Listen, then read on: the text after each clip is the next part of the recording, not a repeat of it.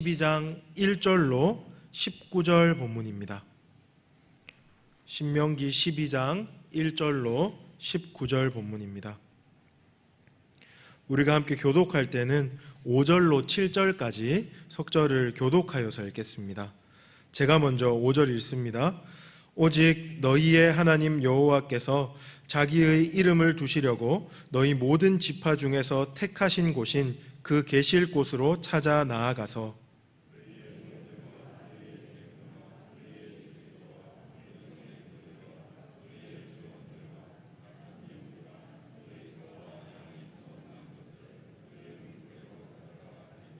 함께 읽겠습니다. 거기 곧 너희의 하나님 여호와 앞에서 먹고 너희의 하나님 여호와께서 너희의 손으로 수고한 일에 복 주심으로 말미암아 너희와 너희의 가족이 즐거워할지니라. 아멘. 수요 예배 때 제가 계속해서 복음과 종교를 비교하면서 말씀을 좀 나누겠다. 지난 시간에 여러분과 함께 말씀을 나누었습니다. 지난 시간에는 종교와 복음을 비교하면서 가시성이라는 측면을 좀 다루었거든요. 종교는 감각적이고 또한 가시적이고 외면적인 것을 추구한다. 다른 사람 눈에 아름다운 것, 그리고 다른 사람 앞에 내 자신을 드러낼 수 있는 것들에 이렇게 집착하는 것이 종교인가 하면, 그 반면에 복음은 눈에 보이지 않는 것, 본질적인 것, 영적인 것을 추구한다라는 말씀을 지난 시간에 드렸습니다. 오늘은 그런가 하면 가시성이 아니고 조금 더 구체적으로 편의성이라는 것을 다루어 보고자 합니다. 편의성은 여러분들이 잘 아는 내용이실 텐데요, 그냥 육체의 편안함 그리고 정신적인 안락함을 추구하는 것을 편의성이라고 말할 수 있겠습니다. 종교와 복음을 비교하는 측면에서 종교는 편의성을 추구합니다. 언제든지 손만 뻗으면 닿을 만한 거리에 존재하고 거추장스럽고 수고로운 것들, 또한 불편한 것들을 지향합니다. 그런 것들이 없도록 안락하고 편안한 환경에서 신을 섬길 수 있도록 모든 것을 제공하는 것이 종교의 역할이다라고 종교가 생각합니다. 이게 부정적인 것이죠, 그렇죠? 우리가 종교라고 말할 때 이것은 복음이 아닌 것, 우리는 이것을 쫓아가면 안 되는 것을 제가 지금 종교라는 이름으로 말하고 있습니다. 그런데 복음은 그렇지 않습니다. 복음은 편의성을 추구하는 그런 모습에서 많이 벗어나 있는 것 같습니다. 오늘 함께 읽은 본문, 그리고 제가 전체적으로 잡은 12장 1절에서 19절에서 이것을 분명하게 보여주고 있습니다. 함께 읽은 12장 5절로 7절에 보면 하나님께서 택하신 곳에서 택하신 방식대로 예배하라라고 하나님의 방식을 고수하고 있는 것을 우리가 볼 수 있게 됩니다. 다시 한번 5절을 보십시오. 5절 보시면 오직 너희의 하나님 여호와께서 자기의 이름을 두시려고 너희 모든 지파 중에서 택하신 곳인 그 계실 곳으로 찾아 나아가서, 이렇게 말합니다. 지금 강조하고 있는 것이 하나님 앞에 너희가 예배를 드리려면 어디에 가야 하는데, 그 어디는 택하신 장소, 하나님께서 명하신 그 장소로 나아가서 거기에서만 예배 드려야 된다라고 말하고 있는 겁니다. 거기가 어디입니까? 지금 이스라엘 백성들은 거기가 어딘지 모릅니다. 왜냐하면 아직까지 신명기 말씀을 받을 때 가나안에 입성하지 않았거든요. 근데 우리는 알고 있습니다. 그 택하신 곳은 먼저는 실로라는 곳입니다. 실로. 가나안 정복기에 하나님의 성막이 머물렀던 그곳, 바로 실로라는 곳이 택하신 곳, 정하신 곳입니다. 하나님께서 그 실로에 나아가서 하나님께 제사 지내기를 기뻐하셨습니다. 그리고 다윗 왕 이후에는 어디가 됩니까? 성전이 있는 예루살렘. 예루살렘에서 그곳에서 하나님께 예배하기를 기뻐하셨다 하는 것을 우리가 기억했으면 좋겠습니다. 아무튼 하나님께서는 지금 반복적으로 내가 택한 그곳에서 너희들이 예배를 드려야 된다라고 말합니다. 6절도 한번 보십시오. 6절 가장 마지막에 보면 너희는 그리로 가져다가 드리고, 이렇게 말하고 있습니다. 그리로, 거기에 번제물, 거기에 모든 제물을 가지고 나가서 제사를 드리라. 7절 상반절에도요, 거기 곧 너희의 하나님 여호와 앞에서 라고 그 장소를 계속해서 강조하고 있습니다. 아무 데서나가 아니라는 말입니다. 그런가 하면 장소뿐만 아니라 지금 제사의 방식도 하나님이 정해주고 계십니다. 6절 다시 한번 보십시오. 6절에 이렇게 나옵니다. 너희의 번제와 너희의 제물과 너희의 11조와 너희 손의 거제와 너희의 서원제와 낙헌 예물과 너희 소와 양의 처음 난 것들을 너희는 그리로 가져다가 드리고.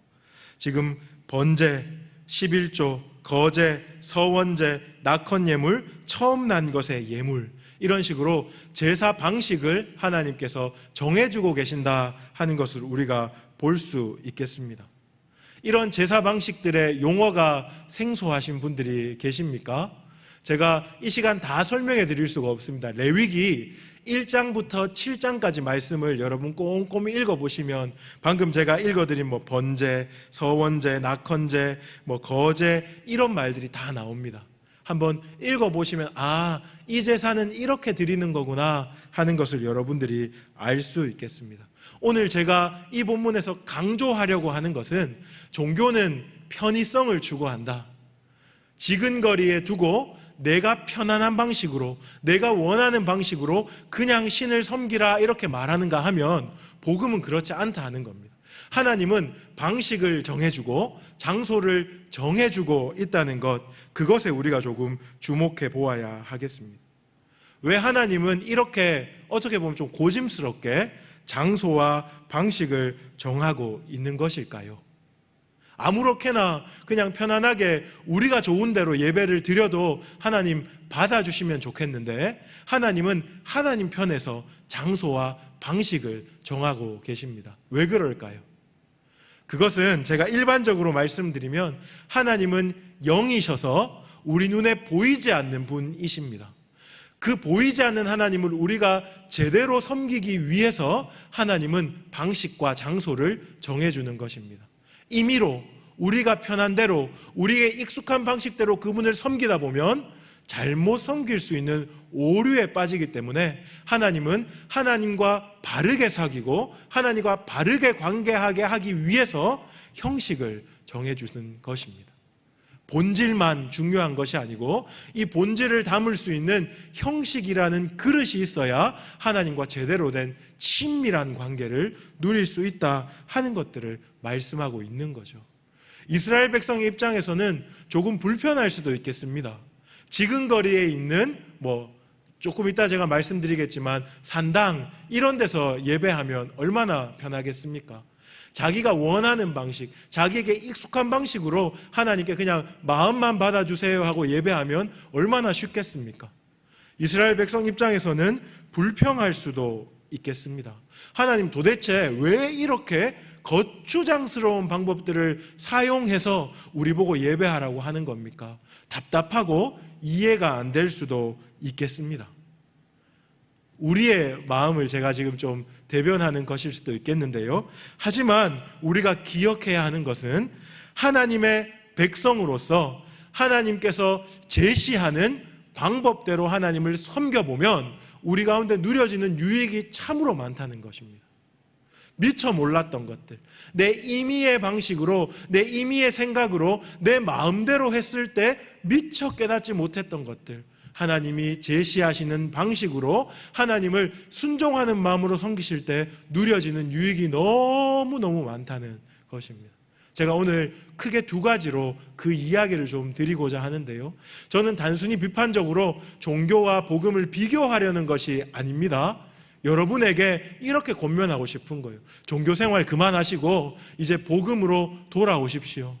혹시나 복음의 길을 잘 걸어가다가 우리가 혹시나 어두워지고 그리고 또한 분별력이 흐려져서 다시 종교의 방식에 익숙해져 있다면 다시 회복하시기 바랍니다 하는 권면의 말씀으로 이것을 비교하고 있는 것입니다. 그래서 여러분들이 제가 두 가지 유익을 여러분들께 말씀드릴 때 마음에 새기시고 다시 한번 하나님 앞에 회복하실 수 있기를 원합니다. 첫 번째는요, 우리가 하나님이 제시하신 방식을 따르면 신앙의 모양이 나 위주가 아니고 하나님 위주로 변화될 수가 있습니다. 하나님께서 원하시는 신앙의 모습이 무엇입니까? 나 위주로 하나님을 섬기는 것이 아니지요. 하나님을 중심에 두고 하나님 위주로 하나님을 섬기는 것, 그것이 하나님이 원하시는 것인데, 우리가 하나님이 제시하시는 방식에 따라서 신앙생활을 해야만 그러한 유익을 누릴 수 있다는 것입니다. 이것은 굉장히 기초적이고 핵심적인 내용입니다. 혹자가 이렇게 얘기한다고 한번 생각해 보십시오. 나는 하나님 믿기는 믿는데 하나님의 방식은 어떤 건지 잘 모르겠고 나는 내 방식대로 하나님을 믿을 거야, 이렇게 말한다고 생각해 보십시오. 우리가 우와, 너 되게 멋지네, 너 되게 참신하네, 이렇게 말하겠습니까? 아니면 저건 아닌데, 저렇게 믿어서는 큰일 날 텐데, 이렇게 생각하시겠습니까? 후자가 맞겠죠, 그렇죠? 하나님을 믿는다고 하면 반드시 하나님의 방식에 관심을 가지고 내 방식을 접어두고 내 방식을 내려놓고 하나님 방식에 따라야 하는 것입니다. 제가 청년들을 많이 가르쳤습니다. 우리 교회뿐만 아니라 그전 교회들도 청년들을 많이 지도했는데, 청년들 중에 이런 지체들이 있습니다. 술 먹고 담배 피는 거, 이런 거는 뿐만 아니고요, 성적으로 혼전에 이렇게 여자친구 사귀고 남자친구 사귀는 일에 있어서도 쏙 쿨한 청년들 굉장히 많이 만났습니다. 그러면서 그 사람들이 하는 이야기 이런 겁니다. 믿음이 중요하지 이런 행위들은 크게 중요하지 않다, 이렇게 말하는 겁니다. 내 중심에는 그리스도에 대한 사랑이 있어요. 내가 이렇게 윤리적으로 혹은 종교적으로 좀 탁월하지 못하다 할지라도 그거는 어떻게 보면 두 번째, 2차적인 문제잖아요, 이렇게 합리화하는 경우를 참 많이 보았습니다.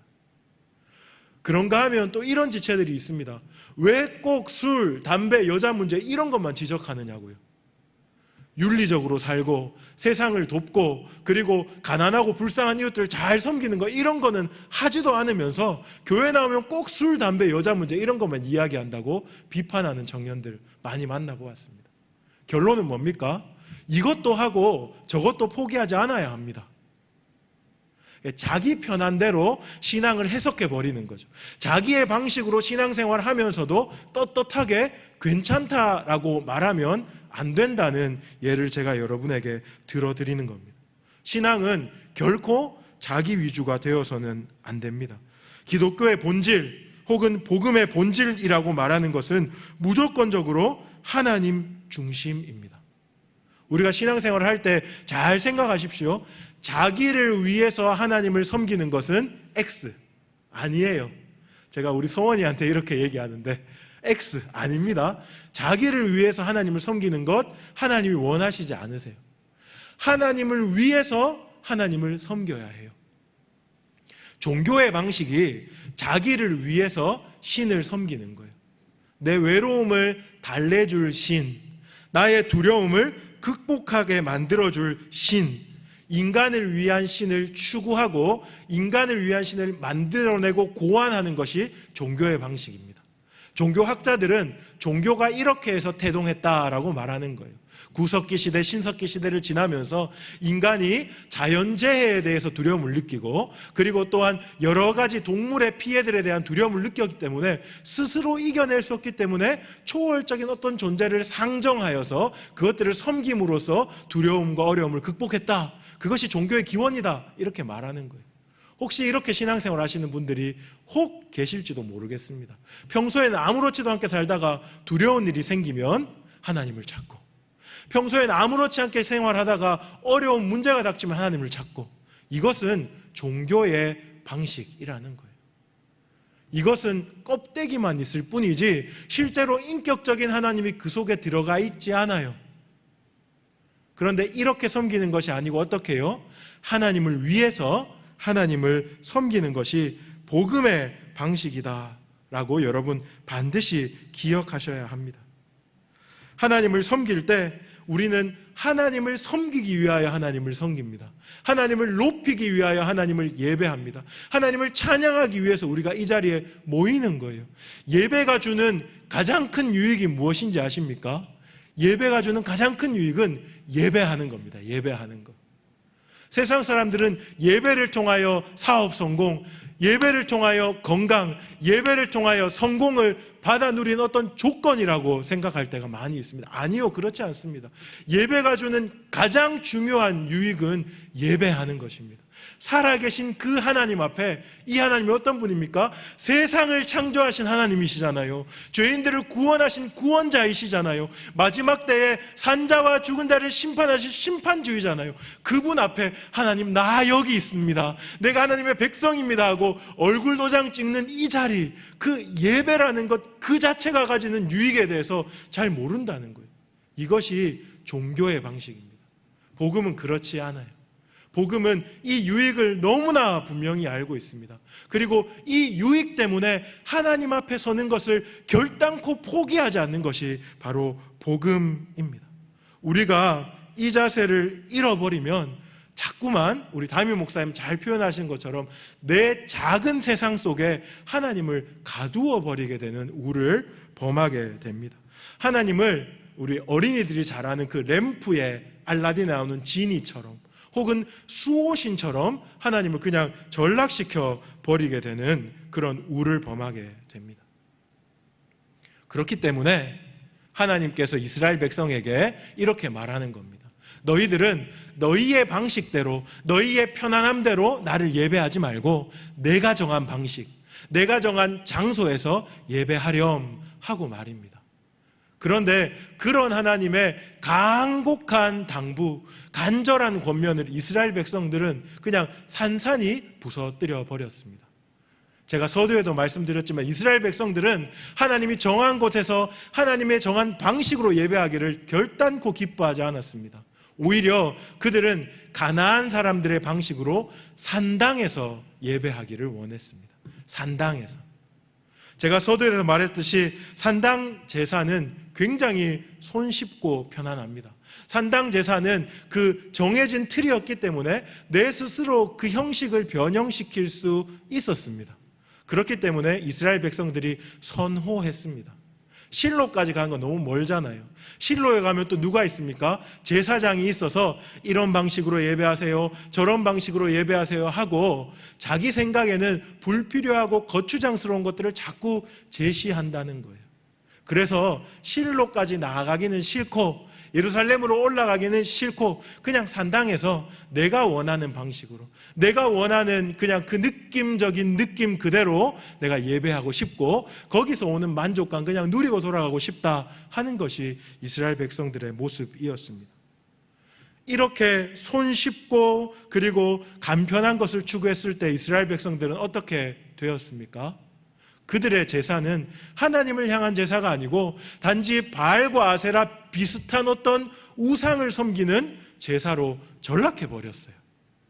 자기는 주장할지 모르겠습니다. 나는 그럼에도 불구하고 지금 하나님을 섬기고 있어. 근데 하나님 보시기에는 천만에 그거는 나를 예배하는 게 아니야. 그거는 나를 섬기는 게 아니야. 그냥 너 자신을 너가 좋아서 예배하는 거야. 그렇게 말하는 겁니다. 결국 편의성과 접근성 뒤에 무엇이 있습니까? 죄가 주는 자기중심성과 이기성이 있더라 하는 겁니다. 이게 이스라엘 백성들의 모습을 통해서 낱낱이 밝혀지는 것이 사사기의 모습입니다. 이런 편의성과 접근성 뒤에 숨으면 안 됩니다. 우리가 하나님을 예배할 때는 반드시 기억해야 합니다. 하나님이 정하신 방식대로 하나님의 방식을 따르라 하는 제목을 제가 그래서 정했습니다. 하나님 정하신 방식대로 하나님을 예배해야 합니다. 오늘날 우리에게 한번 적용해 보고 싶은데요, 구체적인 적용점들이 많이 있습니다. 하지만 제가 오늘 여러분들에게 하고 싶은 이야기는 오늘 예배에 대해서 이야기하고 있기 때문에 우리 주일 예배에 관한 내용입니다. 여러분 기억하십시오. 주일 예배는 설교 듣는 것이 전부가 아닙니다. 설교 듣는 것이 전부가 아니에요. 찬양도 공동기도도 회개도 헌금도 설교 못지않게 중요합니다. 그리고 더 나아가서 예배 전후에 성도들이 함께 교제하는 것, 그것도 설교 못지않게 중요합니다. 근데 현대인들 어떻습니까? 제가 우리 교회는 아니고요, 저기 분당에서 엄청 큰 대형 교회에서 사역을 한 적이 있는데, 거기서 이렇게 성도들 면면을 살펴보았을 때 그냥 급하게 와서 설교만 듣고 급하게 가는 성도들이 왜 그렇게 많은지 모르겠습니다. 그러면서 내가 이 설교 들었음에 만족하는 거예요.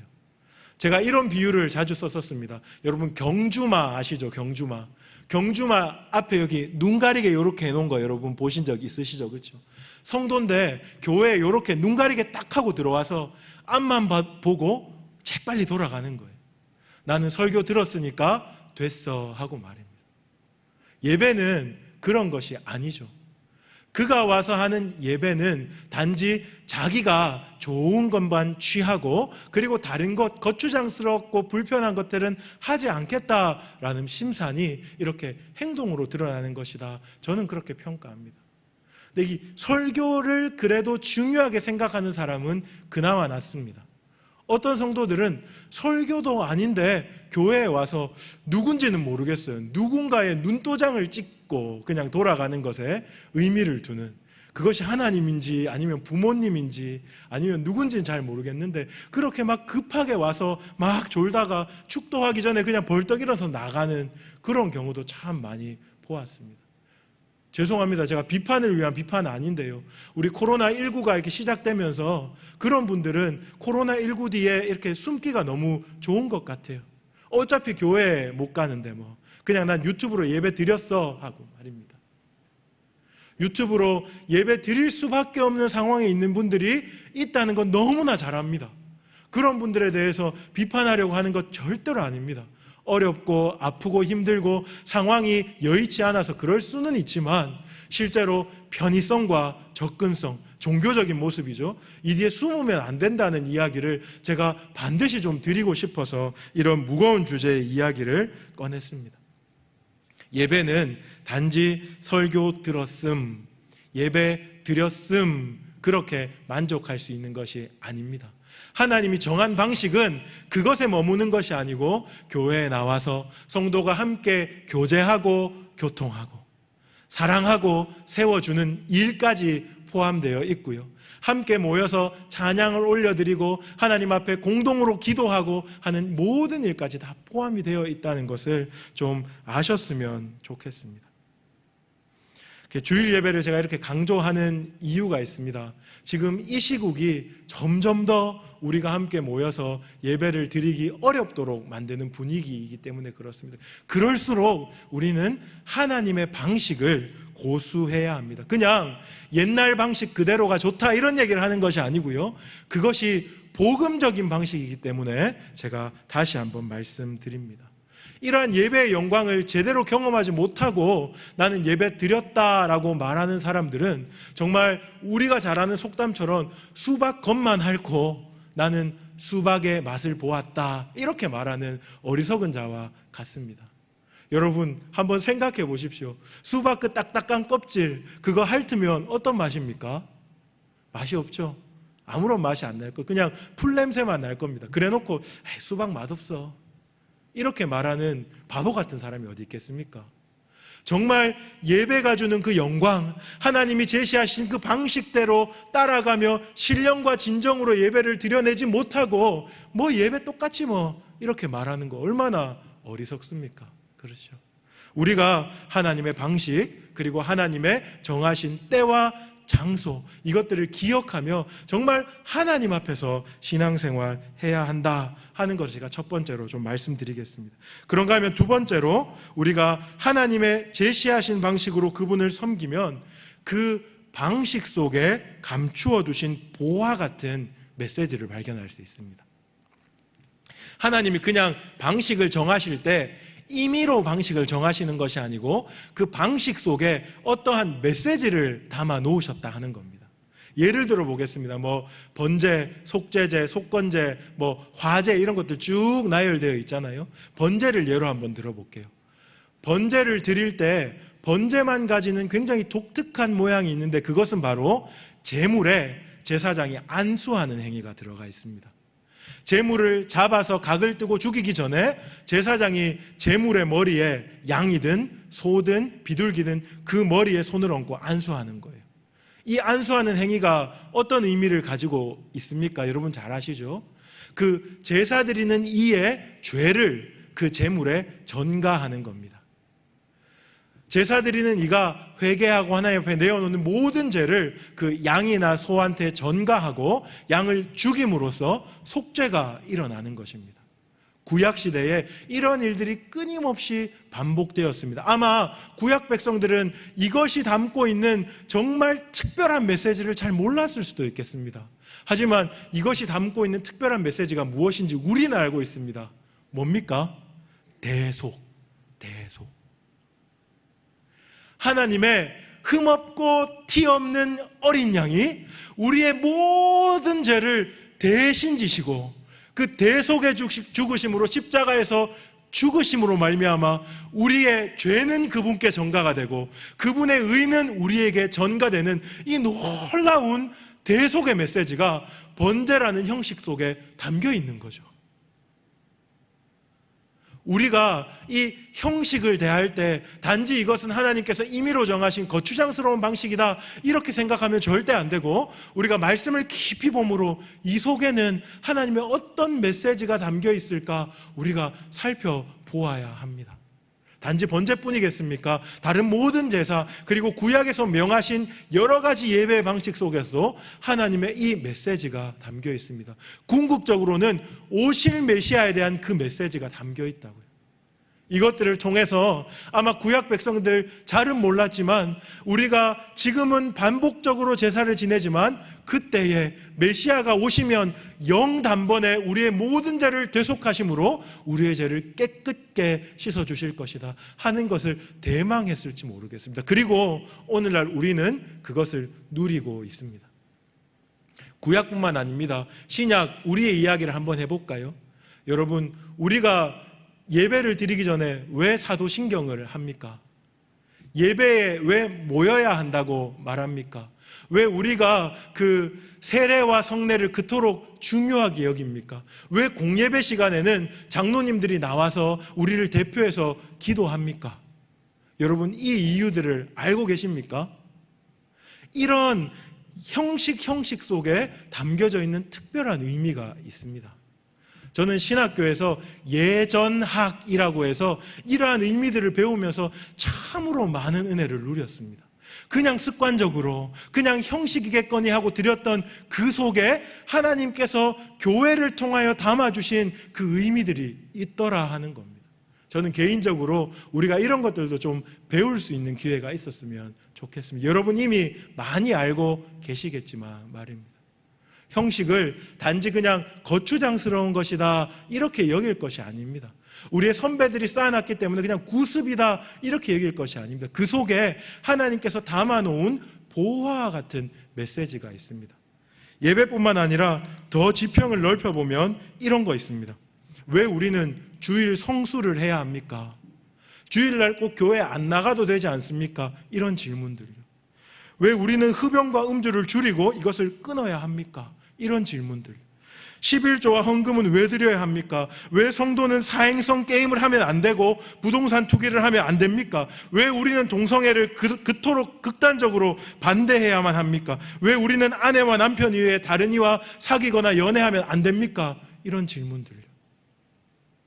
성경에는 하나님 아버지께서 주신 답들이 무수히 많이 들어 있습니다. 우리가 이것을 단지 구습이라고 생각하고 구시대적인 윤리의식이라고 생각하고 그냥 치부해버리면 우리는 복음적인 삶에서 중요한 부분들을 많이 잃어버리게 됩니다. 하나님께서 우리에게 이러한 명령들을 하셨을 때 동성애 하면 안 돼. 한 남편은 한 아내를 충실히 섬기고 함께 결혼생활해야 돼. 이런 얘기를 사도 바울을 통해서 하실 때는 하나님께서 그 속에 담아놓으신 보화와 같은 메시지가 있다는 것 우리가 기억해야 하는 겁니다. 그리고 우리의 의무는 무엇입니까? 그것을 자꾸 발견해내야죠.